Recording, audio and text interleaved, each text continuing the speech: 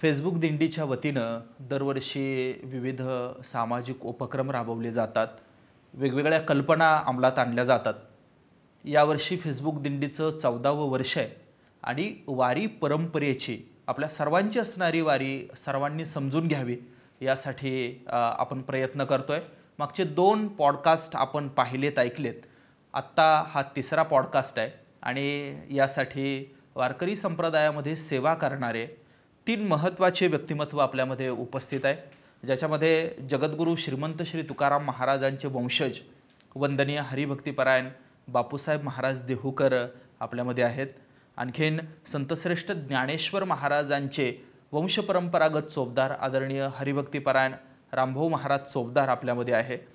वारकरी संप्रदायामध्ये ज्ञानेश्वर महाराजांच्या पालखी सोहळ्यामध्ये ज्यांच्या वडिलांनी अनेक वर्ष दिंडी प्रमुख म्हणून काम केलं, वारी माध्यमांवर यावी, टीव्हीवर यावी, पत्रकारितेत यावी यासाठी ज्यांनी खूप प्रयत्न केले, पहिल्या टप्प्यामध्ये प्रचंड काम, उभारणीचं काम ज्यांनी केलं, असे ज्येष्ठ पत्रकार आदरणीय हरिभक्तीपरायण श्रीरंग गायकवाड सर हे देखील या ठिकाणी उपस्थित आहे। या तिघांकडूनही आपण खूप मनमोकळ्यापणानं वारीशी संबंधित परंपरा आणि त्यांच्या काही आठवणी असं समजून घेण्याचा प्रयत्न करणार आहोत। मी तुमच्या तिघांचंही खूप मनापासून स्वागत करतो। रामकृष्ण हरी। मस्तक हे पायावरी या वारकरी संतांच्या अशाच तुकोबरायांच्या ओळी मला आता आठवत आहेत। आपण गप्पांना सुरुवात करणार आहे आणि तुमच्या तिघांनाही मला एक कॉमन प्रश्न विचारायचा आहे। तर तो असा आहे की तुमचा आणि या वारीच्या परंपरेचा संबंध कसा आहे हे आपण आम्हाला सांगा। आपण बापूसाहेब महाराजांपासून सुरुवात करू। माझा आणि वारीचा संबंध किंवा माझ्या घराण्याचा आणि वारीचा संबंध कसा आहे हा अतिशय मार्मिक प्रश्न तुम्ही विचारलेला आहे। एकदा मला असंच पत्रकारितेमध्ये तुमची वारी किती दिवसापासून आहे, तर मी त्यांना सांगितलं आमची वारी जवळजवळ 18 पिढ्या चालू आहे। मग मला त्यांनी सहज प्रश्न केला की तुकाराम महाराजांचे तुम्ही 10वे वंशज सांगता आणि मग 18 पिढ्यापासून तुमच्या घराण्यात वारी आहे हे कसं तुम्ही सांगता? तर त्यांना मला असं उत्तर द्यावं लागेल की तुकाराम महाराजांच्या अगोदर 8 पिढ्यापासून तुकाराम महाराजांच्या घराण्यामध्ये विश्वंभर बाबापासून अव्यत वारी चालू होती। म्हणून तुकाराम महाराज म्हणतात माझ्या वडिलाची मिराशिगा देवा तुझी चरणसेवा पांडुरंगा, किंवा पंढरीची वारी आहे माझे घरी अनिक न करी तीर्थव्रत, म्हणजे पंढरीची वारी ही माझी अनादिकालापासून आहे। तुका म्हणे देवा जुनाट हे माझी सेवा, याचा धरीना अभिमान करीना आपुले जतन, तुकाराम महाराज सांगतात। म्हणून तुकाराम महाराज जन्माच्या अगोदर तुकाराम महाराजांच्या घराण्यामध्ये नेमानं पंढरीची वारी विश्वंभर बाबापासून चालू होती। त्यामुळं 18 पिढ्याचा आणि आमचा वारीचा संबंध आहे आणि ती आजपर्यंत माझ्यापर्यंत ती आमच्या घराण्यानं टिकवलेली आहे। वा वा। रामभाऊ महाराज माऊलींचे वंशपरंपरागत चोपदार या नात्याने माऊलींच्या पालखी सोहळ्यात म्हणजे ॲडमिनिस्ट्रेशन पातळीवर काम करायचं वंशपरंपरेने भाग्य माझ्या नशिबी लाभलं आहे। 1832ला जो पालखी सोहळा सुरू झाला हा श्री गुरु हैबतराव बाबांनी चालू केला। त्यांना काही घटकांनी सहकार्य केलं, शितोळे सरकार असतील, वास्कर महाराज असतील किंवा खंडोजी बाबा असतील, सुभान बाबा शेडगे असतील, असे सगळे मंडळी त्याबरोबर होती। म्हणजे त्याच्या आधी तुकाराम महाराजांचा माऊलींचा पालखी सोहळा एकत्रच जात होता।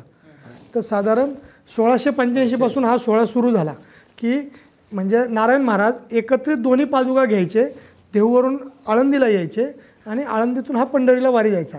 तर काही कारणास्तव हा 1832ला सोहळा वेगळा सुरू झाला। म्हणजे आम्ही जे सोहळा सुरू वेगळा झाला ते सगळे आम्ही देहूकरांचेच पायी केले, लक्षात घ्या।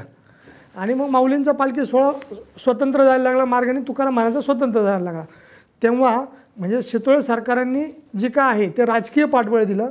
तेव्हा ॲडमिनिस्ट्रेशनचं काम वंशपरंपरेने आमच्या कुटुंबाकडे आलं की जे आज तागायत चालू आहे। म्हणजे आम्हाला म्हणजे थोडक्यात सांगायचं बाकी व्यवस्थापन आणि वारकरी दिंडीवाले यांच्यातील महत्त्वाचा दुवा म्हणजे चोपदार आणि ही सोहळ्यातील शिस्त। म्हणजे आता सगळे सांगतात की माऊलींच्या पालखी सोहळा अत्यंत शिस्तीचा आहे, ही शिस्त टिकवून ठेवायचं काम आम्ही चोपदार मंडळी करतो। म्हणजे प्रस्थानच्या दिवशीपासून की हे सगळ्या दिंड्या शिस्तबद्धरित्या आत घ्यायच्या, प्रत्येक ठिकाणी वेळेवर निघायचं, वेळेवर पोहोचायचं, पोचल्यानंतर ज्या परंपरेने स्कीमनुसार कीर्तन आहे त्या कीर्तनकारांना आमंत्रण द्यायचं, जागरावाल्यांना आमंत्रण द्यायचं, त्यांना नारळ प्रसाद द्यायचं. त्या व्यतिरिक्त वारकऱ्यांच्या ज्या प्रशासकीय पातळीवर अडचणी असतील की कुणाकडे टँकर पोचलं नाही, कुणाला रॉकेल पोचलं नाही, त्याच्या अडचणी समजून घेऊन त्या प्रशासनाशी म्हणजे त्यांचा संवाद साधायचा, हे सगळं काम आम्ही वंशपरंपरेने करतो. श्रीरंग महाराज. अगदी सचिन महाराज म्हणजे आपल्याला माहिती आहे, तुम्ही संत साहित्याचे अभ्यासक आहात आणि थोर समाजशास्त्रज्ञ इरावती कर्वे यांनी असं म्हटलेलं आहे की वारी करतो तो महाराष्ट्र. महाराष्ट्राची व्याख्या काय? जे राज्य वारी करतं, जो समाज वारी करतो तो संपूर्ण समाज म्हणजे महाराष्ट्र. साहजिकच आहे, आपल्या महाराष्ट्रातल्या घराघरामध्ये वारी आहे. महाराजांनी तर 18 पिढ्यांचं सांगितलं, थेट तुकाराम महाराजांचे वंशज आहेत. कदाचित आम्हाला किती पिढ्या चाललं हे माहीत नाही, पण प्रत्येक घरातला माणूस वारी करतो. कुणीतरी आजोबा करत असतील, पणजोबा करत असतील, वडील करत असतील. माझंही त्याच पद्धतीनं वडील वारी करत होते, आजोबा वारी करत होते, त्यांचेही आजोबांचे वडील वारी करत होते. वडील सांगायचे की आमचं गाव जे आळंदीपासून जवळ, मनसरच्या जवळ आमचं गाव आहे, ते वडील आजोबा शेती करायचे. मग शेती करता करता पेरण्या झाल्या किंवा पेरण्याच्या अगोदर आळंदीला जायचं 15 दिवसाच्या वारीला, तर बैल चारत चारत घेऊन जायचं, पायी जायचं. किंवा जेव्हा वारीला जायचे तेव्हा सगळ्या घरादारांनी वारीला जायचं. हे किती सालची गोष्ट सांगताय मग तुम्ही? ही आता याचा 100 वर्ष या गोष्टीला होऊन गेले असतील. अरे वा. तर हे वडिलांनी सांगितलेलं मला आठवण येत. आणि मग वडिलांकडे त्यांनी एकदा मला आठवण सांगितली की आजोबांकडे घोडा होता.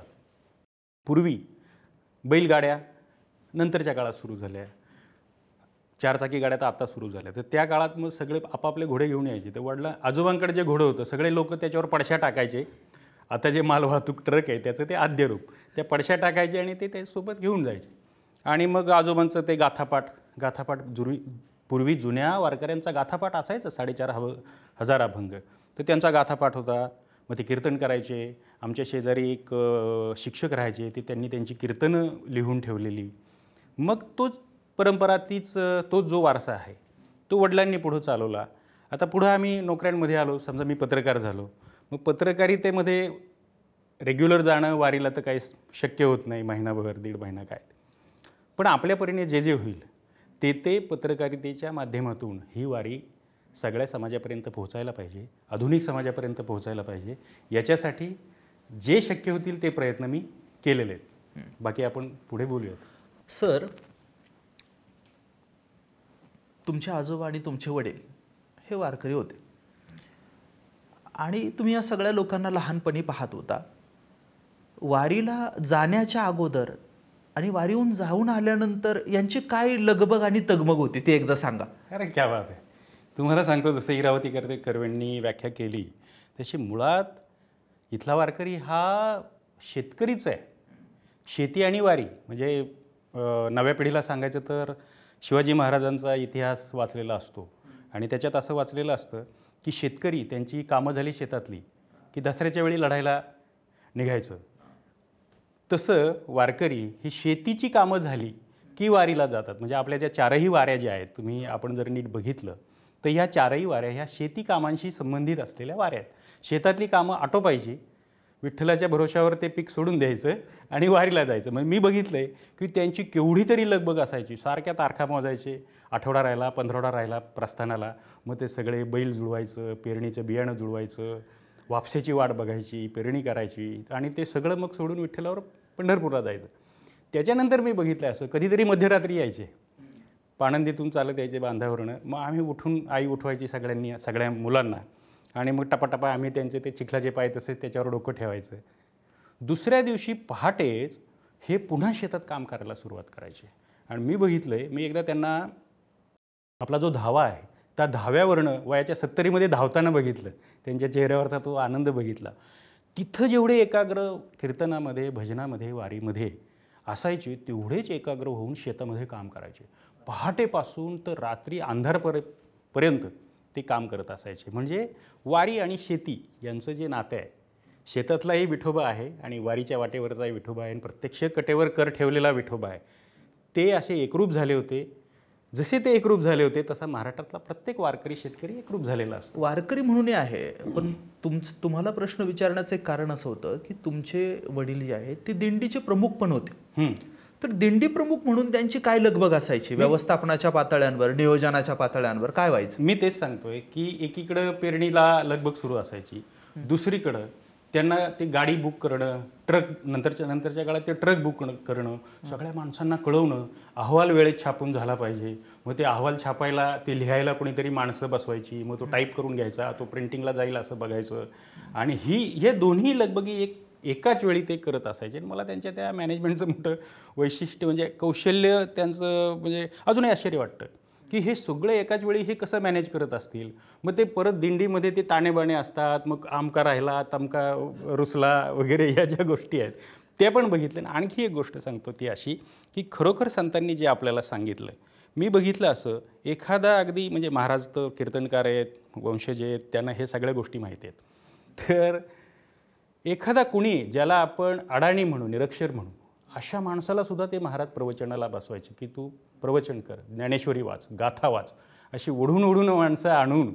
आणि माणसं पण त्यांच्याबरोबर वारीला आपण गेलो म्हणजे आपल्यालाही 4 अक्षरं, देवाचं नाव कानावर पडेल, आपल्या मनावर संस्कार होतील, अशी माणसंसुद्धा मी बघितलीत.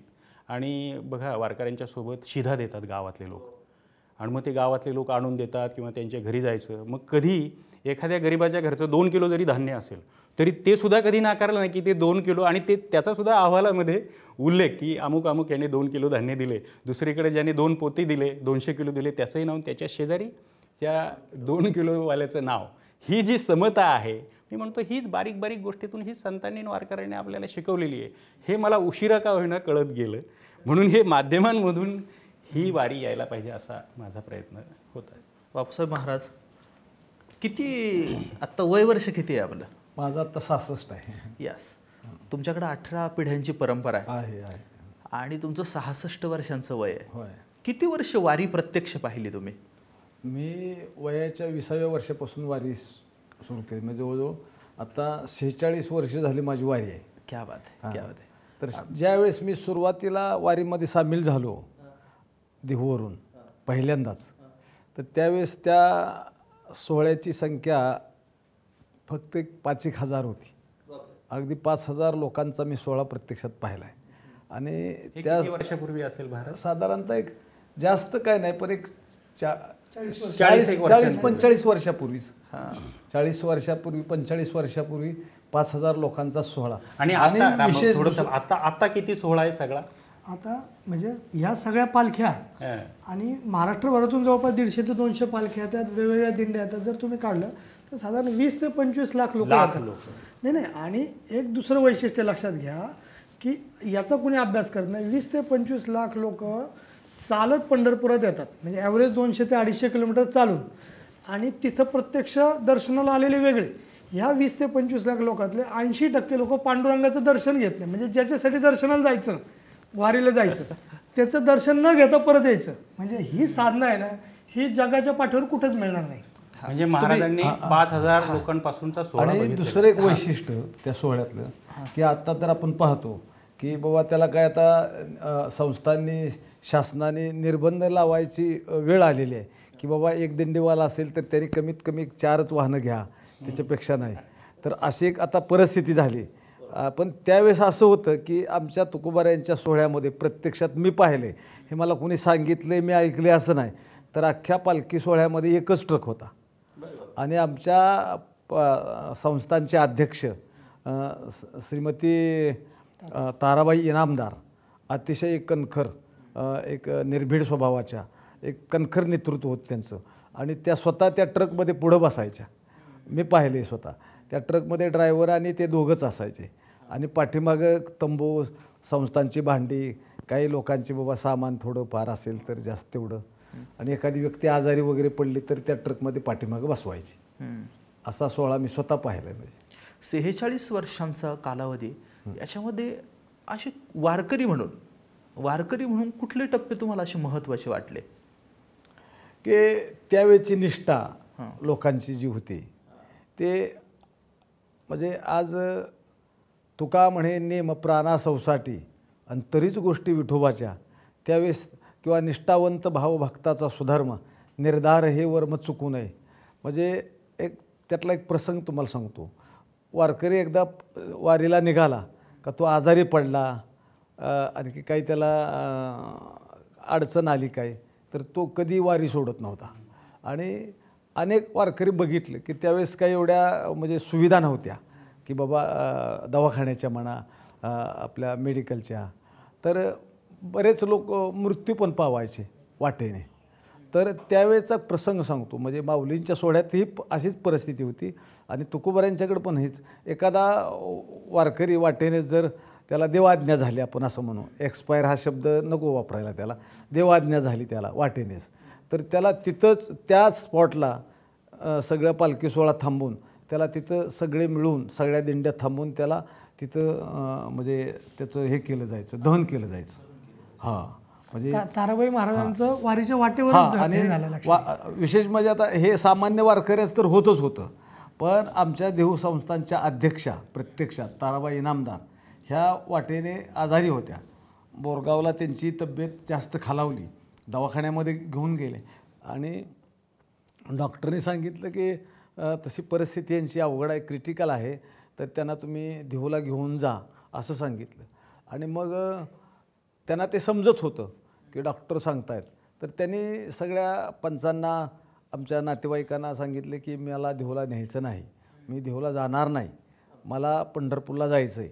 आणि पंढरपूरला जात असताना माझं काही झालं तर मला परत देहूला पण न्यायचं नाही, म्हणजे जिथं होईल तिथंच माझं हे करून टाका तुम्ही, म्हणजे हां विधी करा तो किंवा दहन तिथंच करा. हां, तर कुरवलेला म्हणजे कुरवले या गावी पालखी मुक्कामला होती आमची त्या दिवशी आणि तिथंच त्यांचं निधन झालं रात्रीचं. आणि मग सकाळी त्यांना सगळ्या पालखी सोहळ्याच्या दिंडीच्या समवेत लाखो वारकऱ्यांच्या समवेत भजनाच्या निनादामध्ये त्यांना तिथं रस्त्यावरतीच रोडवरतीच दहन केलं. म्हणून आज ही माऊलींच्या पालखीची आरती पण तिथं होते, म्हणजे त्या स्पॉटला. असा एक प्रसंग माझ्या डोळ्यात देखत पाहिलेला आहे. आणि पूर्वी हीच पद्धत होती, त्याला घरी घेऊन जात नव्हते अजिबात. आज घरी घेऊन जातात, म्हणजे लोक आता सुविधा आहेत तर त्यावेळेस, परंतु ती निष्ठा लोकांची होती त्यावेळेस. मी ते स्वतः प्रसंग पाहिलेत. वारीची वेगवेगळी बदललेली रूपं, निष्ठेची वेगवेगळी रूपं आणि जवळजवळ अर्ध्या शतकाचा इतिहास बापूसाहेब महाराजांनी पाहिला आहे. रामभाऊ महाराज, तुमचे वडील कल्पक माणूस होता, ते परंपरेनं चोपदार म्हणून सेवा करत होते. मात्र वारीच्या या सगळ्या व्यवहारामध्ये काही एक मूल्यवर्धन व्हावं, व्हॅल्यू ॲडिशन व्हावं म्हणून त्यांनी काही एक योगदान दिलं आहे, त्याच्याबद्दल जरा सांगा आम्हाला. म्हणजे माझे वडील चोपदार गुरुजी आदरणीय, तर त्यांचं नेहमी एक वाक्य असायचं की त्यांनी खूप काळ बघितला, म्हणजे त्यांना विचारायचे पत्रकार, ते वारीतल्या सोहळ्यातले पहिले पत्रकार बरं का, हे मी पहिलं नमूद करू इच्छितो. म्हणजे सगळ्यात पहिलं वार्तांकन वारीतलं ते त्यांनी सुरू केलं. तर त्यांना विचारायचे लोक, तुम्ही वारी कधीपासून चालू झाली? त्यांनी वाक्य सांगायचे की माझी वारी माझ्या आईच्या पोटापासून चालू झाली. म्हणजे आमची आजी जेव्हा प्रेग्नंट होते तेव्हा पण त्या आजीने वारी केली होती, तेव्हापासून माझी वारी चालू झाली, ती शेवटपर्यंत वारी चालू राहिली. आणि त्यांचं एक नेहमी वाक्य असायचं की वारीची संख्यात्मक वाढ खूप होती, ती गुणात्मक वाढ झाली पाहिजे, वारकऱ्यांना सुकरता आली पाहिजे, त्या दृष्टीने त्यांचा सातत्याने खटाटोप असायचा. म्हणजे जेव्हा आम्ही वारीला निघायचो तर जगाशी पूर्ण नातं तोडलेलं असायचं. हे आजकाल लोकांना, म्हणजे मुलांना पुढच्या पिढीला म्हटलं तर त्यांना प्रश्न पडेल की एखादी मृत व्यक्ती झाली तरी कळत नव्हतं. तेव्हा काळात मोबाईल नव्हते. आता मोबाईलवर दर 5 मिनिटाला निरास्नान झालं का, रिंगण झालं का, हे अपडेट्स येत आहेत, लक्षात घ्या. परंतु त्या काळात काहीच नव्हतं. तेव्हा आमच्या वडिलांनी बऱ्याच वेगवेगळ्या छोट्या छोट्या संकल्पना राबवल्या. म्हणजे पहिले पत्रकार त्यांनी वारीत आणले, मग तेव्हा मेल नव्हते, आता 1 मिनिटात मेल जातं, न्यूज येते. त्या काळात मग ते पोस्टाने पत्र म्हणजे बातमी पाठवायचे, 3 दिवसांनी पेपरला बातमी यायची. मग नंतर त्यांना नवीन एक कल्पना सुचली की एस-टी त्या काळात आहे ना, म्हणजे सोहळा छोटा असायचा, एस-टी पण त्याच मार्गातून ये जा असायच्या. मग एस-टी ड्रायव्हरकडे बातमी द्यायची, मग ती दुसऱ्या दिवशी छापली जायची. मग त्यांनी पत्रकार आणले बरोबर. मग आपल्या वारकऱ्यांचं त्याच्या कुटुंबाशी काही कम्युनिकेशनच नसायचं. मग आमच्या संस्थांचा जो ट्रक होता त्याला एक पोस्टाची पेटी लावली आणि त्या पेटीत वारकऱ्यांनी पत्र लिहायची आणि त्यात टाकायची. त्यात टाकली पत्र की तो पोस्टमॅन येणार पुढच्या मुक्कामाला, तो येणार घेऊन जाणार तिथून पत्र, आणि एक 3-4 दिवसात खुशाली कळायची. किंवा मग हे इथून वारकऱ्याचं पोचतं मग तिकडून कसं येणार? मग आमच्या वडिलांनी दुसरी कल्पना काढली पोस्ट खात्याला धरून, की ज्ञानेश्वर महाराज पालखी सोहळा, वारकऱ्याचं नाव दिंडी क्रमांक टाकायचा आणि ज्ञानेश्वर महाराज पालखी सोहळा, संत तुकाराम महाराज पालखी सोहळा असं लिहिलं, पोस्टकार्ड टाकलं. त्यांनी पोस्टर टाकलं की ते पोस्टमन अंदाज घ्यायचा, आज लोणंदला पालखी आहे. मग ते पत्र तिथं यायचं. बरं, हा लाखभर लोकांचा सोहळा, मग तिथं त्या वारकऱ्यापर्यंत पत्र कसं पोहोचणार? मग तो पोस्टमन चोपदार गुरुजींना शोधत येणार. ते 40 पत्र 200 पत्र आमच्या वडिलांकडे आणून देणार.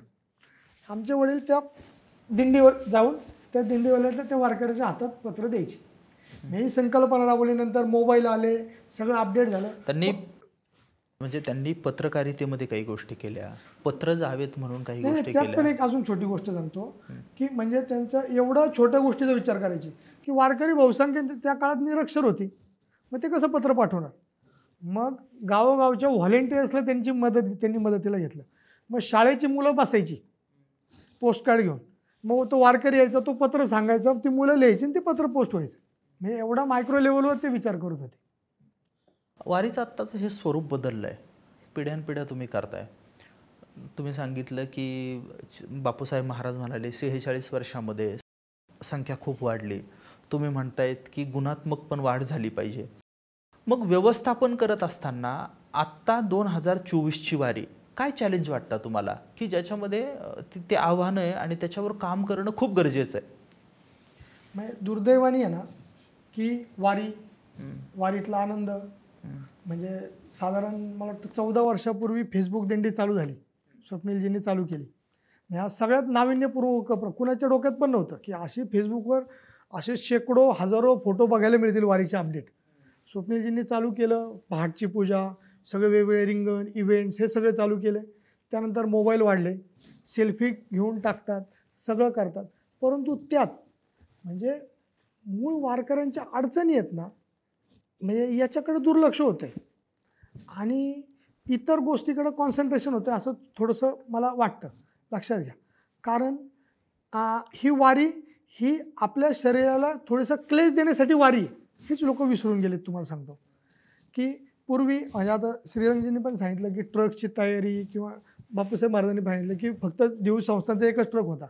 म्हणजे मी पाहिले एक ट्रकमध्ये 4-4 दिंड्या असायच्या, त्याला 4 आणे 8 आणे हिस्सा असायचा आणि 4-4 दिंड्यांचा मिळून एक ट्रक असायचा.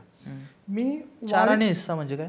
4 आणे म्हणजे जो ट्रक आहे, ट्रकचं समजा 5,000 भाडं असेल तर त्यातलं 4 आणे म्हणजे टोटल 1 रुपये म्हणजे 16 आणे, त्याचा 1/4 हिस्सा त्या ट्रकच्या मालकाचा, त्यांनी तेवढं भाडं द्यायचं आणि त्या 1/4 हिस्सात त्यांनी त्याचे तंबू भांडी वगैरे ठेवायची.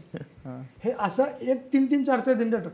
सोहळ्यातली शेवटची बैलगाडी मी पाहिली, अमरावतीकडे दिंडीची होती, ती आमच्या तळावर लागायची कुचेंची. ती सोहळ्यातली शेवटची बैलगाडी पण पाहिली. पण आजकाल काय आलं, लोकांना वारी करायची, आपण 12 महिने एसीत असतो. मग काय करतात माणूस, की तो ट्रक जो दिंडीचा असतो ना, तुम्ही एक दिंडी ट्रक पुरेसं आहे ना. छोट्या वाहनांची प्रचंड संख्या वाढली की ज्याचा पायी चालणाऱ्या लोकांना त्रास होतो. लक्षात घ्या, म्हणजे मी एकटं वारी, माझ्याकडे 2 कार असू द्या, पण मी वारीत गाडी माझी नाही नेली पाहिजे कार. मग लोक दिंडीत चालतात आणि विसावा आला की विसाव्यात स्वतःच्या कारमध्ये बसायचं आणि एसी चालू करून बसायचं. म्हणजे ही काही तुमची साधना नाही आहे, म्हणजे क्षमस्व, म्हणजे त्यांना त्यांचं पटत असेल. परंतु तुम्ही 12 महिने एसीत आहे तर तुम्ही 21 दिवस हालत राहू शकत नाही तंबूत. तुम्हाला फॅन कशाला पाहिजे, एसी कशाला पाहिजे. त्यामुळे वाहनांची संख्या प्रचंड वाढली. त्याचा त्रास चालणाऱ्यांना होतो, कारण आपण चालत असताना एक साईडने कंटिन्युअस वाहनं, त्याचं पेट्रोल प्रदूषण ह्याचा वारकऱ्यांना त्रास होतो. त्याचा खोकला सर्दी हा त्रास झाला आहे. म्हणजे आणि जेव्हा विकास येतो, तो विकास येताना अडचणीच घेऊन येतो. लक्षात घ्या, मोबाईल आला की तो मोबाईलवर आमचे टाळकरीसुद्धा आता तिथं सेल्फी काढतात, रेकॉर्डिंग तुमची साधनं करताना तुमचा मोबाईल बंदच पाहिजे. लक्षात घ्या, ह्या तुमच्या गाड्या वाढल्या, आता 4 लेन रस्ते झाले, नॅशनल हायवे झाले. माझं म्हणणं आहे की हा मार्ग आहे ना, म्हणजे असं कोणी भूमिका मांडणार नाही क्षमस्व, परंतु हा नॅशनल हायवे म्हणून डिझाईन झाला आहे.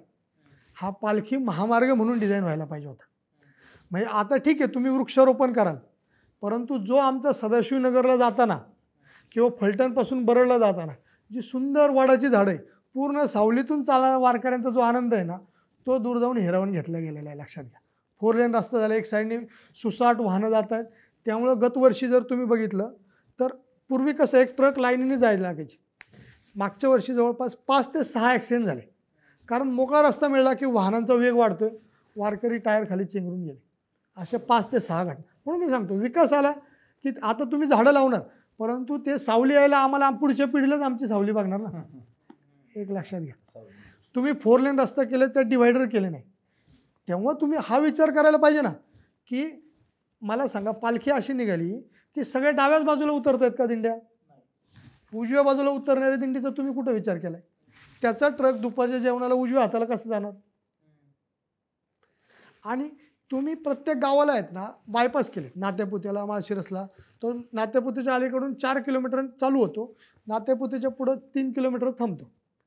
मग हा मधला जो 6 किलोमीटरचा रोड आहे ना, तुम्ही जर पालखी महामार्ग म्हणून केला तर पालखी ज्या रोडने झाले ते रोड कुठे डेव्हलप केले तुम्ही? हा गावामधले. गावामधले पण रस्ते डेव्हलप व्हायला पाहिजे. म्हणजे हा 4 लेन झाला अभिनंदनीयच आहे. म्हणजे 4 लेनचा एक मुद्दा, झाडांचा मुद्दा, खाजगी वाहनं व्यक्तिगत कमी खाजगी केली पाहिजे. वाहनांचा एक मुद्दा. आणि आणखीन एक चौथा मुद्दा सांगतो हां की प्रत्येक गावात गेलो ना की त्यांच्या दृष्टीने अप्रूप असतं. म्हणजे बापूसाहेब महाराज आम्ही असं समजा जातो. म्हणजे एक थोडीशी वेगळी गंमत सांगतो की त्या वर्षात त्या घरात आम्ही एकदाच जेवायला जाणार असतो. हां त्यामुळे तो गोड धोड भरपूर करून तर आम्हाला किती खायला घालून काय नको असतं, पण आम्हाला 21 दिवस हे सगळं खाऊन पोटाला सांभाळायला लागतं. तसंच प्रत्येक गावात जेव्हा पालखी येते तेव्हा त्यांचा उत्साह असतो की स्वागत करायचे, माऊलींचं स्वागत करायचे, तुकोबरायांचं स्वागत करायचे. आज पुण्यातच जर आपण बघतो की मरियाई गेटपासून इतके स्वागताचे स्पीकर कर्कश लावलेले असतात. हे भजनात विघ्न येतं. दुर्दैवाने याचा कुणीच विचार करत नाही. हे स्पीकर वगैरे तुम्ही अधिकारी लोक आहे, तुम्ही प्रशासनाला सांगत नाही का हे? कारण वारकऱ्यांच्या वतीनं तुम्ही वंश परंपरेनं बोलत असता, तुम्ही सांगितलं पाहिजे ना. बापूसाहेब महाराज आता अध्यक्ष होते, त्यांना पाहिजे पालकमंत्र्याच्या प्रत्येक मिटिंगमध्ये वारकऱ्यांनी हे मुद्दे मांडलेले. हां हां. बापूसाहेब महाराज संस्थांचे अध्यक्ष होता तुम्ही, वारकरी म्हणून, जगद्गुरू तुकाराम महाराजांचे वंशज म्हणून आणि संस्थांचे प्रमुख म्हणून अशा वेगवेगळ्या पातळ्यांवर तुम्ही काम केलं, कीर्तनं केली. मला 2 बाजूनं प्रश्न आपल्याला विचारायचे.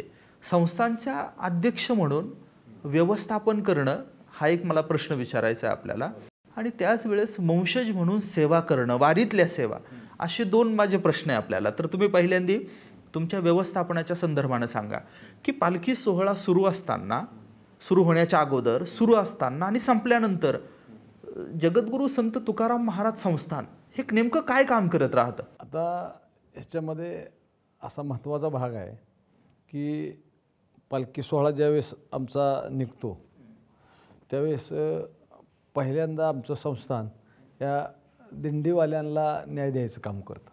सगळ्यात महत्त्वाचं की प्रशासनाला एक जागोजागी सूचना असतात की आमच्या कुठल्याही दिंडीला की बाबा आरोग्याची अडचण येऊ नये, त्याच्याकरता सतर्कता तुम्ही पाळली पाहिजे. दुसरी गोष्ट पाण्याची अडचण, ज्या ठिकाणी आमचा तळ आहे तिथं लाईटची अडचण किंवा त्या तळाची अडचण होऊन याच्याकरता आमचं संस्थान अगोदर एक ट्रिप मारतं याला पंढरपूरपर्यंत, आणि प्रत्येक तळावर जाऊन त्या तळावरची काय अडचण आहे, रस्त्याची काय अडचण आहे, आणि त्या जिल्ह्यातले कोण अधिकारी, कलेक्टर असतील, प्रांत असतील, त्यांना प्रत्यक्षात संस्थान आमचं भेटतं आणि त्यांना तशा सूचना देऊन त्या पद्धतीनं जितक्या अडचणी दूर करता येईल तेवढा प्रयत्न करतात. म्हणजे आणि त्याच्यातून बरंचसं काही साध्य होतं की आमचा कुरुलीचा पालखी तळ तर तो गायरान म्हणून दिलेला आहे, परंतु तिथं काही सुविधाच नव्हत्या. तर तिथं एक आम्हाला सुंदरपैकी असं वृक्षारोपण करून प्रत्येकाला एक 10-10 झाडं दत्तक दिली आम्ही त्यावेळेस, आणि आता बघण्यासारखा तो तळ झाला आहे. म्हणजे एकदम सुंदर झाडी आहे तिथं, त्या जवळजवळ 15-20 एकरामध्ये त्या, आणि मधून रस्ते काढलेले आहेत. त्यात समजा आता कॉन्क्रीट नाही केले त्यावेळेस, पण मुरुम भरून रस्ते वगैरे चांगले केलेले आहेत. आणि ही सगळी काळजी संस्थान स्वतः घेतं. म्हणजे पालखी सोहळा म्हणजे निघालंय आणि चला सगळेजण बरोबर असं नाही, तर त्यातला बारकावा जो आहे तो आमचं संस्थान बघतं सगळं.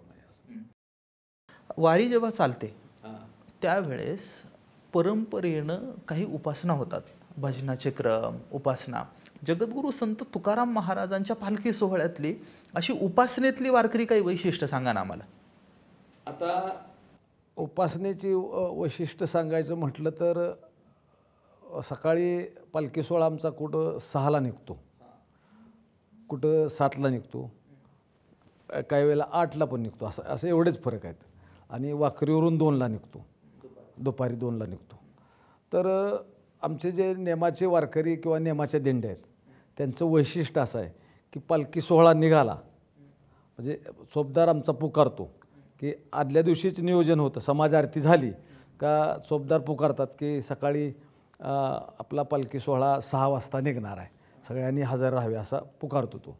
तर नेमाचे जे वारकरी आहेत ते बरोबर 6ला म्हणजे 6ला करेक्ट तिथं ते म्हणजे पालखी सोहळ्यासमोर उभेच असतात ते म्हणजे लाईनला लागून. मग तिथं पाऊस असो ऊन असो तर त्यावेळेला ते हजर असतात. आणि दुसरं त्यांचं एक वैशिष्ट्य असं असतं की सगळं नियमाचं भजन असतं की आपल्याला येईल तो अभंग येईल ते गवळण काहीतरी म्हणायचं वेगवेगळं चाले असं नाही. पहाटेच्याला सुरुवात काकड्याने करतात, काकडा झालं का परत त्यांचं काही प्रकरण असेल नाटाचं बाळकडीचं ते सगळे म्हणजे अभंग असे नियमाचं भजन सगळं संध्याकाळी हरिपाठ होईपर्यंत म्हणजे त्या नियमामध्ये काही बदल नाही भजनाच करायचा, नियमावली जी ठरलेली आहे तीच करायची. आणि पालखी सोहळा ज्यावेळेस दुपारच्या वेळेला विश्रांतीला थांबतो त्यावेळेसच थांबायचं, पालखी सोहळा थांबल्याशिवाय थांबायचंच नाही. आणि पालखी म्हणजे सोहळा उभारला तरच मग खाली बसायचं. पालखी सोहळा चालतोय कुठेतरी झाडाखाली विश्रांती घेत बसलोय पालखी येते म्हणून वाट बघत असं नाही. असे नियमाचे अनेक वारकरी आपले. तुम्ही अध्यक्ष होता, होय. अध्यक्ष असण्याच्या कालावधीतल्या काही ऐतिहासिक गोष्टी आहेत तशा बऱ्याचशा गोष्टी. ऐतिहासिक गोष्ट आमच्या काळामध्ये अशी झाली की पूर्वीचा काळ मग अशी रामभाऊ बोलून गेले की पालखी सोहळा एकत्रित निघत होता आमचा. हा नारायण महाराजांनी सुरू केला ना 1685ला. त्यावेळेस ज्ञानबा तुकाराम भजन हे सुरू कसं झालं याचंही थोडासा तुम्हाला इतिहास सांगतो. तर पालखी सोहळा सुरू झाला आणि म्हणून आज ही ज्येष्ठ वद्य सप्तमीला तुकाराम महाराजांचं प्रस्थान होतं पालखी सोहळ्याचं आणि अष्टमीला माऊलींचं होतं. त्याचं कारणच ते आहे की पालखी सोहळा इथं त्यांनी प्रस्थान ठेवायचं नारायण महाराजांनी आणि तुकाराम महाराजांचं म्हणजे श्रद्धास्थान माऊलीच होते ना. म्हणजे तुकाराम महाराजांची 15 दिवसाची वारी होती तिथं. म्हणजे आजही तुम्हाला बोर्ड पाहायला मिळेल की तुकाराम महाराजांनी पहिलं ते गाभारा मंदिर बांधलंय तिथं म्हणजे माऊलींच्या वरती म्हणजे समाधीच्या तिथं. आणि मग आपल्या वडिलांचं हे श्रद्धास्थान आहे नारायण महाराजांना माहीत होतं. तर आपल्या वडिलांच्याच फक्त पादुका नेणं उचित नाही, तर त्याबरोबर ज्ञानोबारायांच्या पण पादुका आपण घेऊन गेलो पाहिजे. म्हणून ज्येष्ठ वद्य सप्तमीला प्रस्थान देहूमध्ये करायचं आणि त्या पादुका घेऊन पालखीमध्ये छोटीशी पालखी लाकडाची बनवलेली छोट्याशा पादुका लाकडाच्याच बनवलेल्या विधिवत पूजा करायची आणि ज्येष्ठ वद्य सप्तमीला प्रस्थान ठेवायचं आणि आळंदीला जायचं. अष्टमी दिवशी माऊलींच्या पादुका तिथं विधिवत पूजा करून त्या पालखीमध्ये एकत्रित ठेवायच्या आणि तिथून त्या काळामध्ये नारायण महाराजांच्या बरोबर 1300 ते 1400 वारकऱ्यांचा जनसमुदाय असलेला इतिहास आपल्याला पाहायला मिळतो. म्हणजे 1400 वारकरी असायचे आणि बरोबर त्यांना किती दिवस लागतात तिथून पंढरीला पोचायला की अंदाज सरासरी चालल्यावर, म्हणून त्यांनी तो ज्येष्ठ वद्य सप्तमीचा दिवस ठेवलेला होता. आणि बरोबर आपल्याला दशमीला पंढरपूरला आषाढ शुद्ध दशमीला पंढरपूरला पोचायचं आहे आणि त्या दृष्टीने त्यांची वाटचाल असायची. आणि मग लोक विचारायचे ह्यात काय आहे, लोकांना माहीतच नव्हतं ना बाबा हे खांद्यावर काय घेतलंय तुम्ही, ह्यात काय आहे.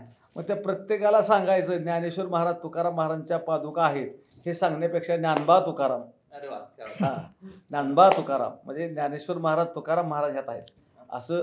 आणि त्यावेळापासून ते भजन सुरू झालं. म्हणजे भजनाच्या क्रमामध्ये बदल नाही. ज्ञानेश्वर महाराजांचे थोरले बंधू जे निवृत्तीनाथ असतील तरी ज्ञानदेव निवृत्ती भजन नाही, ज्ञानबा तुकाराम भजन. ह्या भजनाची परंपरा नारायण महाराजांनी सुरू केली. तुकाराम महाराजांचे तृतीय चिरंजीव होते. तुकाराम महाराजांचे एवढेच ते कल्पक होते, म्हणजे असे अतिशय बुद्धिमान हुशार होते ते. आणि मग तो पालखी सोहळा आज तागायत हवेत चालू आहे असं. आणि बोला. मला असाच एक प्रश्न विचारला होता. नाही, मला असं म्हणायचं आहे की मग ती ज्ञानबा तुकाराम ते मी असा प्रश्न आपल्याला केला होता की अध्यक्षपदाच्या कालावधीतली महत्वाची घटना. हा मग तो पालखी सोहळा आळंदीवरून जात होता. मग आता रामभाऊने सांगितलं की तो पालखी सोहळा मोठा झाला. मग मानपानावरून तंटे बकेटी व्हायला लागले. कुठलंही आपलं कुटुंब सुद्धा मोठं झालं का त्याचं डिवायडेशन हे होतंच आपोआप. म्हणजे डिवायडेशन होणं म्हणजे काही फार चुकीचं आहे असं नाही. मग त्याची झळ कुणाला लागू नये पालखी सोहळ्याला, म्हणून हे 2 पालखी सोहळे नंतर वेगळे झाले. आणि मग त्यांना त्यांना जे सहकार्य केलं किंवा त्यांना जे साथ दिली त्यांची नावं ह्यांनी सांगितली, मी आता त्याची दुरुक्ती करत नाही. मग माझ्या मनामध्ये एक अशी इच्छा निर्माण झाली की आमच्या सगळ्या संस्थांच्या की हे चतुशताब्दी वर्ष आहे, महाराजांना 400 वर्ष होत आहेत आणि महाराज आळंदीला आळंदीवरून पालखी नेत होते. तर आपण ह्या वर्षी असा थोडा बदल करूया की पांडुरंगाची भेट घेऊन वारी पूर्ण करून आल्यानंतर आपण आळंदीवरून येऊया. आणि हा फार मोठा ऐतिहासिक बदल आम्ही त्या माझ्या काळामध्ये केला होता. आणि आम्ही तुकोबारायांचा परतीचा पालखी सोहळा आळंदीमध्ये नेऊन ज्ञानोबारायांची भेट घेतली आणि तो अतिशय अविस्मरणीय सोहळा की इतकं जंगी स्वागत केलं आळंदीकरांनी. त्याच्यामध्ये रामभाऊ हे सगळी मंडळी अगदी इन्व्हॉल्व होतीच. आणि तिथं मग तुकोबारायांची पालखी सोहळ्याला मुक्कामी राहिली, कीर्तन झालं माऊलींच्या पुढं, मग तिथं आमचं मोठं थाटामध्ये. आणि मग तिथून ती भेट घेऊन आम्ही दुसऱ्या दिवशी मग आम्हाला आळंदीकरांनी मोठ्या म्हणजे प्रेमाने निरोप दिला आणि तो आम्ही परत पालखी सोहळा घेऊन देऊला आलो. हा एक माझ्या अध्यक्षपदाच्या काळातील मोठा ऐतिहासिक सोहळा आहे. त्यावेळेस पिंपळे मला वाटतं सुधीर पिंपळे अध्यक्ष होते आणि त्यांनी सुद्धा खूप मोठं त्याच्यामध्ये लक्ष घालून अगदी जंगी स्वागत तुकोबारायांचं केलं. आणि दुसरं एक ऐतिहासिक म्हटल्याबद्दल एक सांगतो की तुकोबारायांची आरती माऊलींच्या सोहळ्यामध्ये होत नव्हती. म्हणजे का होत नव्हती, कशाबद्दल होत नव्हती त्या वादात मी शिरणार नाही. पण ज्यावेळेस मी अध्यक्ष झालो आणि सुधीर पिंपळे आणि त्यांचे सहकारी विश्वस्त होते, त्यांनी मला तुमचा सन्मान आम्हाला माऊलींच्या दरबारामध्ये करायचा आहे, तुम्ही एक चतुशताब्दीमध्ये देवसंस्थांचे अध्यक्ष झालात आणि तुम्ही आम्हाला वेळ द्या कधी, आणि मग त्या दिवशी आपण एक छोटासा कार्यक्रम करूया. त्यावेळेस मी पहिली अट्ट घातली होती की मी तुमच्या स्वागताला नक्की तुमचा स्वीकारणार, पण आमच्या किंवा तुमच्या जगद्गुरू तुकोबारायांची आरती माऊलींच्या सोहळ्यामध्ये झाली पाहिजे अशी आमची एक छोटीशी अट्ट आहे.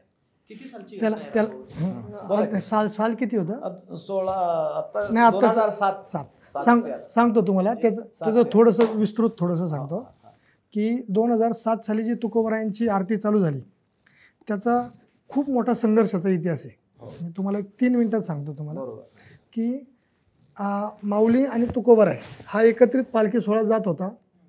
हे 1685 पासून चालू झालं, 1831 मी मागे सांगितलं. त्यानंतर ज्ञानोबारायांची पालखी वेगळी चालू झाली. तर परंतु ज्ञानोबा तुकोबा यात सगळे संत हा मध्यम पदलोपी समाज आहे, लक्षात घ्या. त्यामुळे कुठेही महाराष्ट्रभरात कीर्तनं जरी झाली तरी ज्ञानोबारायांचं आणि तुकोबारायांचे दोन्ही आरत्या म्हणल्या जातात. हे वारकरी संप्रदायाचं वैशिष्ट्य आहे की वारकरी संप्रदायाचं आराध्य दैवत कोण आहे तर विठोबा आहे. परंतु पांडुरंगाची आरती प्रत्येक ठिकाणी म्हणली जात नाही, परंतु ज्ञानोबा तुकोबाची आरती म्हणली जाते.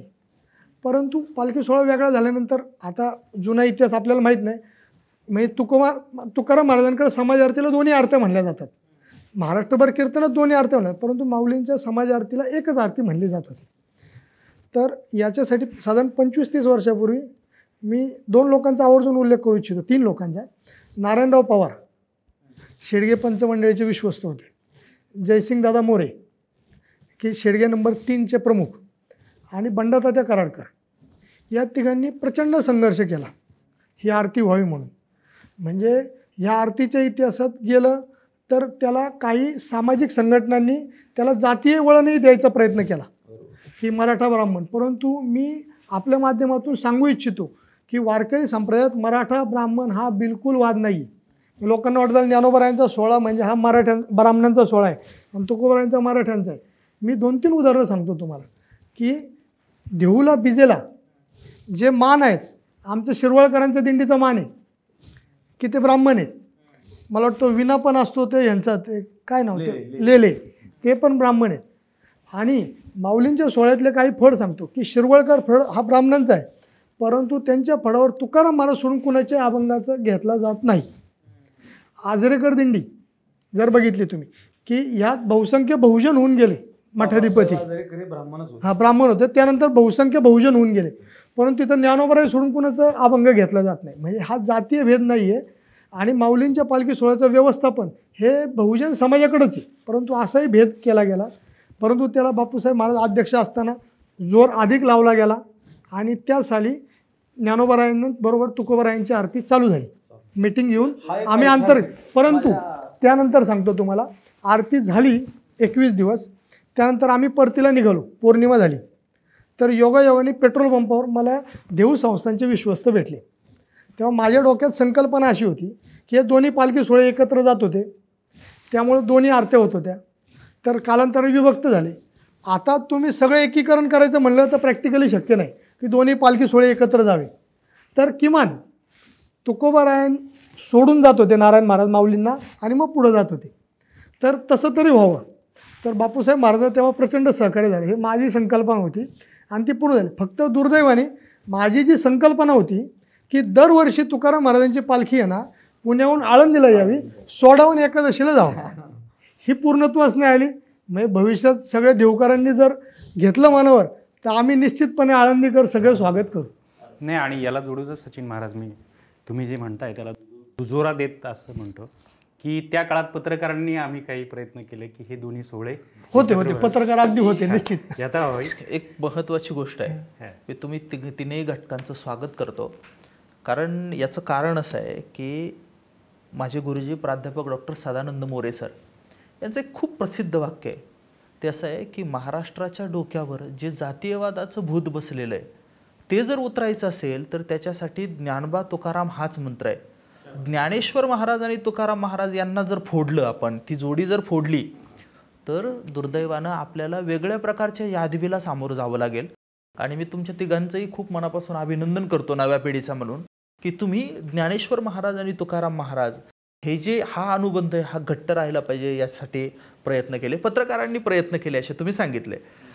तुम्ही पत्रकार म्हणून वारकरी विचार, वारकरी संप्रदायातल्या घटना याच्यासाठी कुठले कुठले असे कल्पक उपक्रम सर राबवले? म्हणजे तुमचा अनुभव विचार केला, तुम्ही प्रिंटला आहात, तुमचा विचार केला तर तुम्ही इलेक्ट्रॉनिक्सला होता, तुमचा विचार केला तर आता ज्ञानोबा तुकाराम यूट्यूब चॅनल सुरू आहे, वार्षिक अंक निघतोय. म्हणजे पत्रकारितेच्या सगळ्या अंगांमध्ये तुम्ही सेवा केली आहे. वारकऱ्याच्या घरातून आहात, दिंडी प्रमुखाच्या घरातून आहात, पत्रकारितेचे सगळे आयाम तुम्ही हाताळलेत. तुम्ही प्रिंटमध्ये काम केलं, इलेक्ट्रॉनिक्समध्ये केलं, आता यूट्यूबचं चॅनल तुमचं चांगल्या पद्धतीने चालू आहे. ज्ञानोबातुकाराम.com माध्यमातून पण तुम्ही वारकरी संप्रदायात ज्या घडणाऱ्या घटना आहेत त्या अपडेट्स कायम देताना दिसत आहेत, वार्षिकी काढताना दिसत आहेत. ही सगळीची सगळी परंपरा पुढं जाणं, म्हणजे तुम्ही जसा उल्लेख केला की ज्ञानेश्वर महाराजांच्या सोहळ्यामध्ये तुकोबारायांची आरती होणं, याच्यामध्ये पत्रकारांनी पण प्रयत्न केले. तर अशा कोणकोणत्या घटना तुम्हाला आठवतात की ज्याच्यामध्ये तुम्ही पत्रकार म्हणून काही एक योगदान दिलंय, किंवा तुम्हीच नाही इतर तुमचे सहकारी पण असतील त्यांनी योगदान दिलंय, आणि वारकरी विचार जो आहे, वारकरी संप्रदाय जो आहे, वारी जी आहे ती नव्या लोकांमध्ये, नव्या माध्यमांमध्ये जावे यासाठी काय उपक्रम आपण राबवले हे सांगा. हे बरोबर आहे सचिन महाराज. म्हणजे आता या दोघांनी जे सांगितलं ज्ञानोबा तुकाराम, तर रामभाऊ असं म्हणाले की हा मध्यम पदलोपी समास आहे. हे विनोबा भावेंनी पहिल्यांदा असं म्हटलं की हा मध्यम पदलोपी समास आहे. याचा अर्थ असा, ज्ञानोबा आणि तुकाराम हे तुम्हाला फोडताच येत नाही, हे तुम्हाला तोडता येत नाही.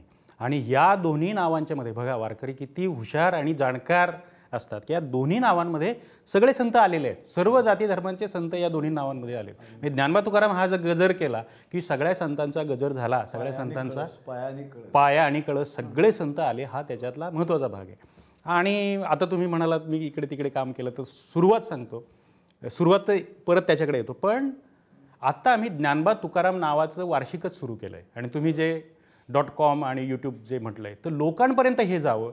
आणि आपण ज्या काळात आणि ज्या वातावरणात चर्चा करत आहोत, पत्रकार म्हणून मला हे फार महत्त्वाचं वाटतं की आरक्षण असो किंवा अन्य काही समाजातल्या उलथापालथी असतो, या काळामध्ये समाज हा दुभंगण्याच्या काय म्हणतात बाजूने जर जात असेल तर त्याला वारी हे उत्तर आहे, त्याला ज्ञानोबा तुकाराम हे उत्तर आहे.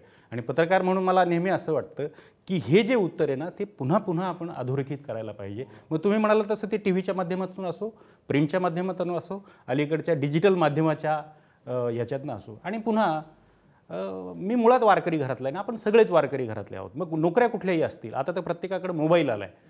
आता या काळामध्ये आपली जबाबदारी वाढली आहे की हा समाज एकोप्याने राहायला पाहिजे, हा समाजातला जो बंधुभावाचा, समतेचा, प्रेमाचा जो विचार आहे तो बळकट व्हायला पाहिजे. आणि मी तर असं म्हणतो की सगळे संत हे आद्य पत्रकारच आहेत. म्हणजे संत बहिणाबाईंनी असं म्हटलं आहे की नामातायाचा किंकर तेणे केलं हा विस्तार. त्यांनी कन्याकुमारीपासून तर काश्मीरपर्यंत हा जो भागवत धर्माचा विचार नेला, हा जो वारकरी प्रेमाचा बंधुभावाचा जो विचार नेला ना, त्याच्यामुळे शीख धर्माची स्थापना झाली, त्याच्यातून संत कबीर निर्माण झाले, त्याच्यातून संत मीराबाई निर्माण झाले. आणि असे कित्येक संतांची मांदियाळी आहे की शिंपियाचा पोर एक खिळिया नामा आणि तेने विठ्ठल बसवंत केला रे, असं संत तुकाराम महाराजांनी म्हटलंय. त्यांचं कौतुक करताना, त्यांच्या कार्याचा उल्लेख करताना की स्वतः नामदेवांनीच असं म्हटलंय, नाचू कीर्तनाचे रंगी आणि ज्ञानदीप लावू जगी. तो जो फॉर्म आहे कीर्तनाचा, तो जो फॉर्म आहे प्रवचनाचा, तो जो फॉर्म आहे, ह्या सगळ्या ज्या गोष्टी आहेत ना, हे नामदेव महाराजांनी अभंग नावाचा एक प्रकार काढला बघा. ते इनका सेतू भंग, म्हणजे रामाचा सेतू एक वेळी तो पाण्याखाली गेला, पण हा अभंग, हा जो फॉर्म आहे, हा जो काव्य प्रकार आहे, अजूनही अभंग आहे. निरक्षर ज्यांना आपण म्हणू, अशा लोकांचे शेकडो अभंग पाठ आहेत, गाथा पाठ आहेत, सर्व संतांच्या गाथा पाठ आहेत. हे जे आहे ना, हे अचाट आहे. आणि म्हणून मला असं वाटलं की ही आपली मुळं आहेत, ही याला पुन्हा नव्याने उजाळा द्यायला पाहिजे. मग त्याच्यामध्ये अगदी अलीकडच्या काळामध्ये म्हणजे 1832 साली पहिल्यांदा बाळशास्त्री जांभेकरांनी दर्पण नावाचं पेपर सुरू केला. आणि हे दर्पण नावाचा पेपर सुरू केला तेव्हा त्यांनी पहिल्यांदा ज्ञानेश्वरी छापली. म्हणजे बघा, ही पत्रकारितेची जी सुरुवात आहे ती अशी सुरू झालेली आहे. बाबासाहेब आंबेडकरांनी सुद्धा मूकनायक नावाचा जेव्हा पहिला पेपर सुरू केला, बहिष्कृत भारत नावाचा त्याच्यानंतरचा पेपर सुरू केला, तेव्हा त्यांनी तुकाराम महाराजांच्या ओळी शिरोभागी हे केल्यात. आणि काय करू आता धरुनिया भिड निशंक हे तोंड वाजविले, असे त्या ओळी आहेत बघा. आणि बहिष्कृत भारतवर सुद्धा ज्ञानेश्वरीच्या ओवी त्यांनी टाकल्यात. आणि निद्रित समाजाला जागृत करण्यासाठी, आत्मभान देण्यासाठी म्हणून त्यांनी संतांच्या विचारांचा आधार घेतलेला आहे. आणि मग जर आपले पूर्वसुरी जर एवढे थोर असतील, उजळावाया आलो वाटा खरा खोटा निवाडा, असं तुकाराम महाराजांनी म्हटलेलं आहे बघा, तर ते जर एवढे पूर्वसुरी आपले थोर असतील तर त्यांचा खारीचा वाटा काही का होईना आपल्यामध्ये यायला पाहिजे. आणि म्हणून मी, तुम्ही म्हणालात तसं, मग पत्रकारित गेलो, प्रिंटमध्ये गेलो, तो ॲग्रोन नावाचा एक पेपर सुरू झाला होता, शेतकऱ्यांचा पेपर. तेव्हा तिथं वारी पूर्ण कव्हर व्हावी, त्याला पानं मिळावी, त्याला मोठं कव्हरेज मिळावं म्हणून मी प्रयत्न सुरू केला. माझ्यासोबत बाकीचे सहकारी होते. किंवा टी व्ही चॅनल जेव्हा सुरू झाले, न्यूज चॅनल जेव्हा सुरू झाले, तेव्हा तो न्यूज चॅनलमध्ये काय दाखवायचं. पूर्वीच्या काळी दूरदर्शनवर किंवा नंतर खाजगी चॅनल सुरू झाले तर फक्त एखादी दुसरी बातमी यायची.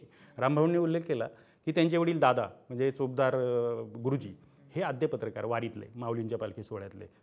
त्यांनी त्या बातम्यांची सुरुवात करणं, अगदी पेपरचं वितरण करणं. आणि माझं भाग्य असं आहे की मी त्यांना शेवटच्या काळामध्ये, म्हणजे ते जाण्याच्या आधी एक दिवस त्यांच्यासोबत बसून पूर्ण रेकॉर्डिंग केलं आणि वारीच्या या सगळ्या आठवणी त्यांच्याकडून घेतल्या.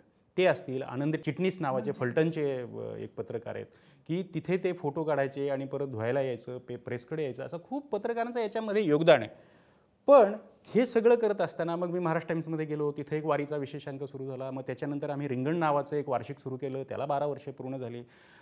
टी व्हीमध्ये भेटी लागी जीवा नावाचा एक प्रोग्राम आहे, मी IBN लोकमतला मी पुढाकार घेऊन सुरू केला की फक्त काहीतरी बातमी यायची छोटीशी टी व्हीला. वारीचा एक अर्ध्या तासाचा प्रोग्राम होऊ शकतो आणि रोजच्या घडामोडी ह्या लोकांपर्यंत जायला पाहिजे, देश विदेशात जायला पाहिजे, याचा आग्रह मी धरला, तो मान्य झाला. आणि टी व्हीवर अर्ध्या तासाची वारी भेटी लागी जीवा नावाचा प्रोग्राम सुरू झाला. त्याच्यानंतर बाकी सगळ्या चॅनल्सनी फॉलो केलं आणि अर्ध्या तासाचे प्रोग्राम सुरू झाले. ओबी व्हॅन्स तिकडं सोहळ्यासोबत जायला लागल्या. आता पुढचे ते अजून शिकतायत, अजूनही आता थोडेसे सेट झाले. हे सगळे रामभाऊ चोपदार वगैरे ही सगळी मंडळी त्यांना शिकवतात काय करायला पाहिजे. पण परंपरेला, श्रद्धेला धक्का न लागता त्याच्यातला जो थोर विचार आहे संतांचा, हा लोकांपर्यंत जावा याच्यासाठी आम्ही प्रयत्नशील आहोत. नंतरच्या काळात ज्ञानोबा तुकाराम जे आहे वार्षिक, आम्ही तर पत्रकारांनी एक उपक्रम असा सुरू केला आहे, आपापली कामं सांभाळून आम्ही संत तुकाराम महाराजांना जिथं साक्षात्कार झाला तो देहूजवळचा भामचंद्र डोंगर आहे, त्या डोंगरावर नववर्ष, चला डोंगरावर जाऊया, नववर्ष तुकोबारायांच्या सहवासात साजरं करूया, म्हणजे आपलं अख्खं वर्ष कारणी लागेल असं आवाहन केलं. आणि मुंबई पुण्यातले बहुतेक पत्रकार नव्या वर्षाच्या सुरुवातीला डोंगरावर जातात.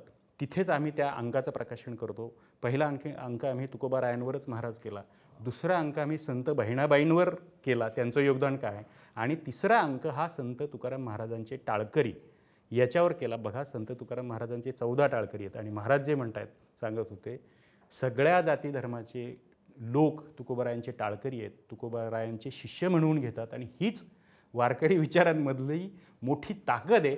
आणि ही ताकद या काळामध्ये पत्रकारांनी सांगणं, त्याला एक जोडून सांगतो. म्हणजे मी मध्ये बंडातात्यांचा जो सप्ताह झाला ना, तात्यांनी तुकाराम महाराजांचं चरित्र सांगितलं की 14 टाळकऱ्यांमध्ये कित्येक ब्राह्मण टाळकरी आहेत आणि 400 वर्षापूर्वी ब्राह्मण समाज कोणाचं गुरुपद घेईल की अशी परिस्थिती नव्हती. म्हणजे तुकाराम महाराज किती महान होते याच्यावरून लक्षात येतं. आणि मुळात सगळ्या समाजाला जोडून धरणं हा जो त्याच्यातला मूळ आता तुम्ही सांगताय, पण वारीमध्ये पत्रकारिता करणाऱ्या अनेक लोक पोरकटे आहो श्रीरंग दादा, ते विचारतात ना प्रश्न, तर अशा लोकांना काय सल्ला द्याल नाही, तुम्ही? जसं रामभाऊने सांगितलं ना, विकासासोबत बाकीचे त्याचे निगेटिव्ह बाजू पण येतात, तसं आम्ही कार्यशाळा पण घेतल्यात की वारीमध्ये गेल्यावर ही परंपरा आहे, ती एक शिस्त आहे आणि वारकरी जो विचार आहे ते कारण काय आहे की हातामध्ये बूम आला ना, पत्रकारांना एक फाजील आत्मविश्वास येतो आणि त्यांना आपण परंपरेपेक्षा मोठे वाटायला लागतो. तर अशा लोकांना काहीतरी सांगा ना तुम्ही. नाही, अगदी म्हणून आता, आणि माझं तर म्हणणं पत्रकारच नाही, आता ज्यांच्या हाती मोबाईल आहे त्यांना सुद्धा काय शूट करावं, जसं रामभाऊ म्हणत होते, ही समस्या निर्माण झाली हो. कुठे सेल्फी काढावा, काय शूट करावं ह्याचं भान ते नाही. तुम्ही जो आता प्रश्न विचारला ते म्हणजे अगदी तो ज्वलंत प्रश्न आहे की हा पोरकटपणा किती आहे. तसाच मला प्रश्न विचारला होता की बाबा 18-19 दिवस एवढं तुम्ही जाता आणि मग तुम्हाला एवढे दिवस तुम्ही व्यस्त घालवता असं तुम्हाला वाटत नाही का? तुमचे स्वतःचे तर घालवताच तुम्ही, पण एवढे तुमच्यावर श्रद्धा ठेवून तुकोबारायांच्यावर एवढे लोक चालतात हे. तर मग त्याला मी उत्तर दिलं माझ्या भाषेमध्येच की बाबा ठीक आहे, तुमच्या दृष्टीनं कदाचित ते तुमचं बरोबर असेल, पण आमच्या दृष्टीनं जे काय आम्हाला वाटतं आणि त्याचा जो आउटपुट आम्हाला मिळतो ते तुम्हाला सांगितलं पाहिजे ना.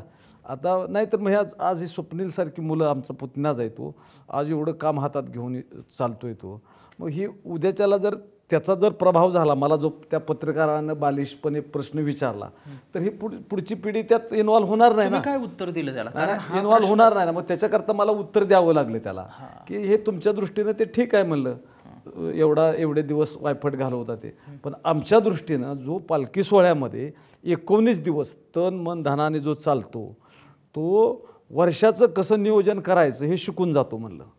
म्हणजे की बाबा तो सकाळी पहाटे 4ला उठतो बरोबर, आमच्या पालखीतला वारकरी 4ला उठल्याबरोबर तो पहिला सगळा प्रार्थनाविधी अर्ध्या पाऊण तासामध्ये सगळं आटोपतो, आंघोळ लवकर करतो 5 वाजेपर्यंत, सगळे त्याचे कपडे वगैरे घालून चहा पाणी नाश्ता वगैरे घेऊन बरोबर तो 6ला सज्ज होतो आणि मग 6 वाजता तो टाळ गाळ्यात घेऊन तो दिंडीत चालायला लागतो. बरोबर आमची दिंडी 9ला थांबली का तिथं 9ला ब्रेकफास्ट घेतो आणि मग तो ब्रेकफास्ट घेऊन थोडीशी विश्रांती घेऊन लगेच परत 9:30ला चालायला सुरुवात करतो. दुपारी आमची दिंडी 1:30ला थांबली का तो जरा वेळ विश्रांती घेऊन जेवण करतो बरोबर 1:30ला. त्याला जर 1:30ला जेवण नाही घेतलं त्याने तर त्याला संध्याकाळपर्यंत जेवण परत मिळत नाही, म्हणून 1:30 वाजता कंपल्सरी जेवतोच तो. आणि सगळं वेळेचं नियोजन हे पालखी सोहळ्यामध्ये शिकायला मिळतं.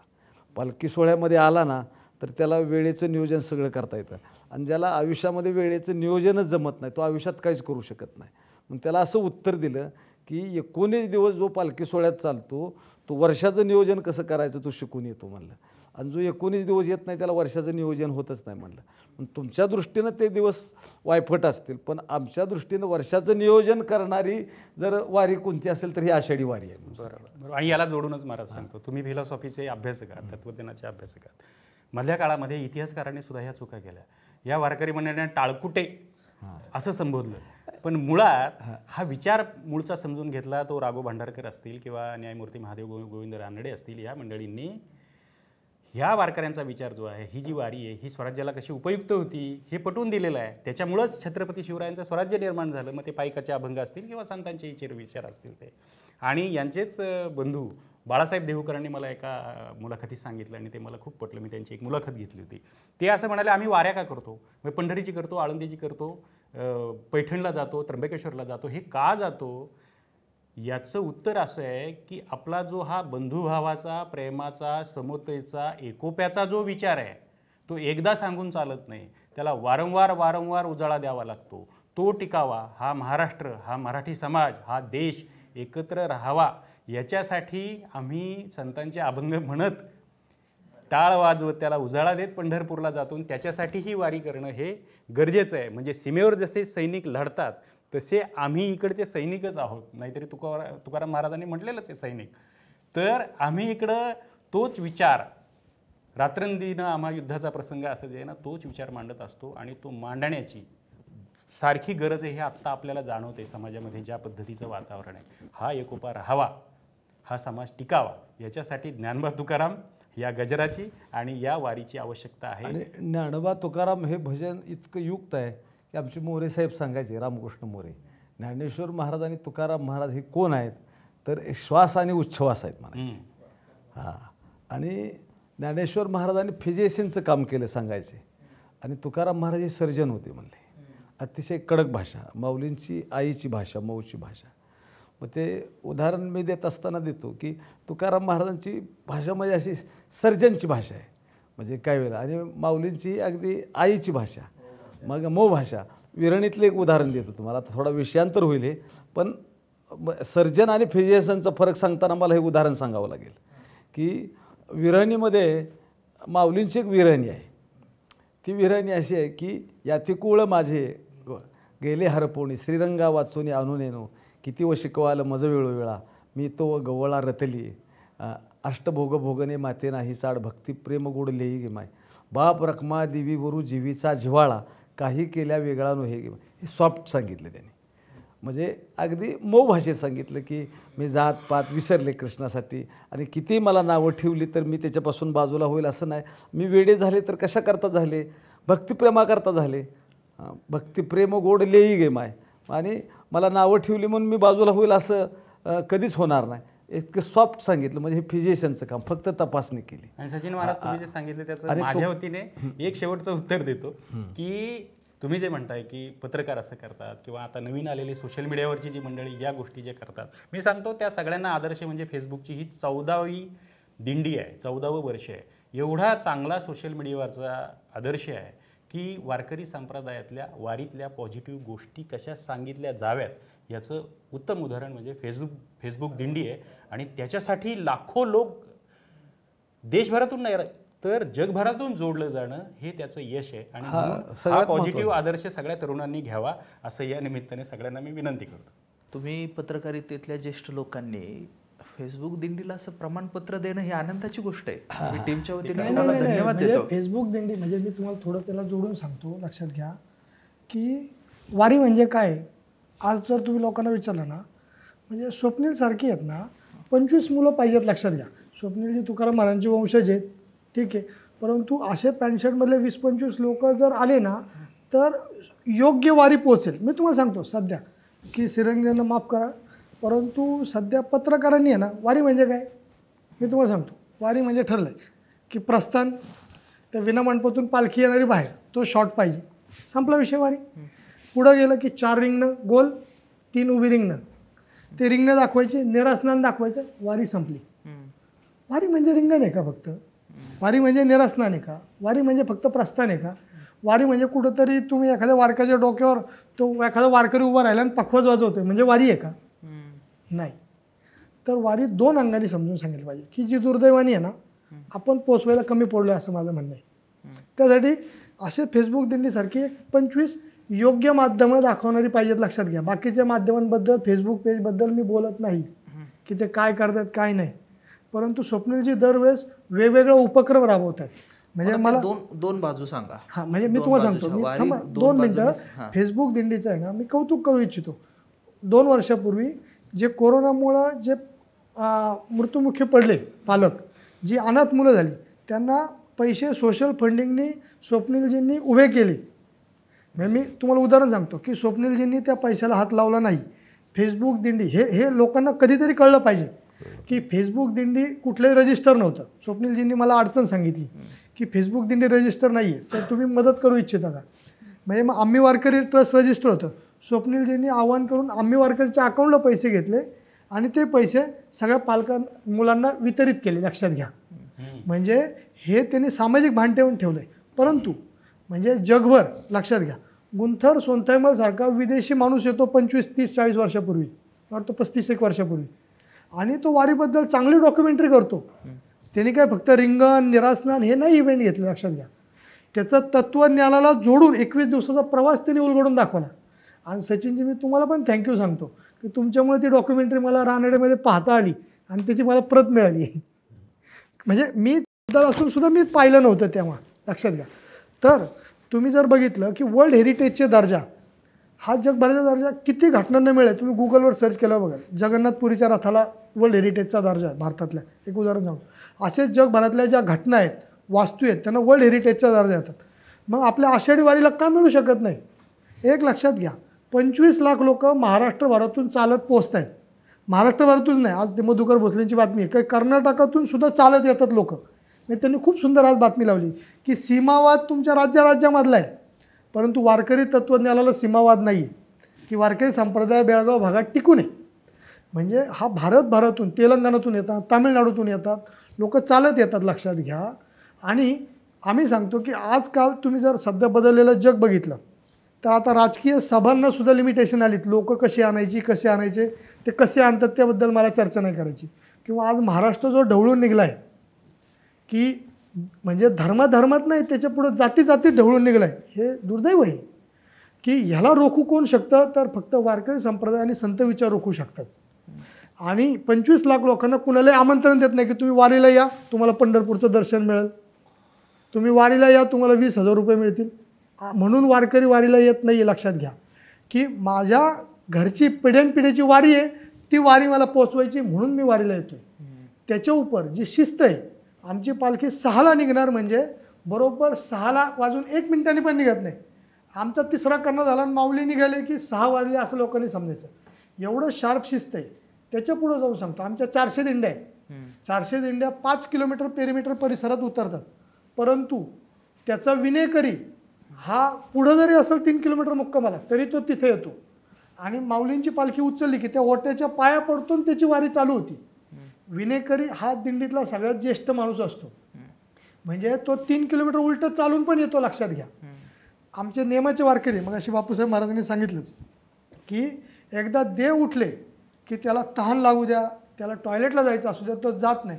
जोपर्यंत देव बसत नाही तोपर्यंत ह्या निष्ठांना कुठं काउंट करणार? ह्या वर्ल्ड हेरिटेजच्या पुढच्या आहेत. परंतु आपण आपला अभिमान बाळगत बसलो, परंतु त्याला योग्य डॉक्युमेंटेशन करणं ही काळाची गरज आहे. आणि ते म्हणजे माझ्या दृष्टीने, मी कधी धाडसाचं चुकीचं बोलतो असं तुम्हाला वाटेल की हे पॅन्ट शर्टमधले स्वप्नीलजींसारखे वारकरीच करू शकतात, आमच्यासारखे धोत्रातले करू शकणार नाही. आणि ह्याच्यासाठी काही सुजान सज्ञान लोकांनी एकत्रित आलं पाहिजे आणि हे केलं पाहिजे. अजून एक सांगतो तुम्हाला की आज पुण्यात आपण चौकात बघतो की कोणी विना घेतलेला असतो, कोणी धोतर घालून, फेटा घालून आणि चौकात पैसे मागत असतात.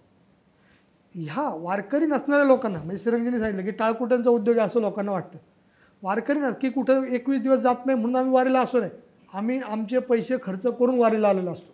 ह्या वारीची जी सिस्टीम असती की दिंडी असती, दिंडीत भिशी गोळा करतात, वारकरी तिथं पैसे भरतो आणि तो 21 दिवसाची ती दिंडी मालक व्यवस्था करतो. 21 दिवसाची 42 जेवण, 21 नाश्ता, 21 चहा आणि मुक्काम व्यवस्था हे सगळं करतो. बरं तुम्हाला मग लगेच लोकांना वाटेल की हा दिंडी प्रमुख पैसे कमवायला करतो. अरे तू पैसे किती घेतो? 500 रुपयापासून भिशी आहे, ते जास्तीत जास्त 3,000 ते 5,000पर्यंत भिशी. आपण ट्रिपला गेलो तर एक हॉटेलची रूम घ्यायची म्हणले तर 3,000 रुपये जाते. आज आपण 3 मित्र हॉटेलमध्ये जेवायला गेलो तर 1,000च्या खाली बिल होत नाही. आणि तुम्हाला 42 जेवणं आणि हे सगळी मुक्काम व्यवस्था. आणि मुक्काम व्यवस्था नुसती नाही, मूव्हिंग मुक्काम व्यवस्था आहे. 1 city shift from 1 place to another place. ही मूव्हिंग व्यवस्था दिंडी प्रमुख करतो. लक्षात घ्या की हे कुठंतरी ह्या वारकरी संप्रदायात सकारात्मक बाजू समाजापुढे आल्या पाहिजे. ज्ञानेश्वर महाराजांनी ज्ञानेश्वरीमध्ये भगवान शंकराच्या तोंडी एक ओवी घातली की तेथ हरू म्हणे नेनी जे देवी जैसे का स्वरूप तुझे तैसे नित्य नूतन देखी जे गीता तत्व जसं नित्य नूतन आहे. दरवेळी नवीन अर्थ ज्ञानेश्वरीत आपल्याला ज्ञानेश्वरीचा मिळत जातो. वारीबद्दल गप्पा मारताना सुद्धा असा दरवेळी अर्थ मिळत जातो.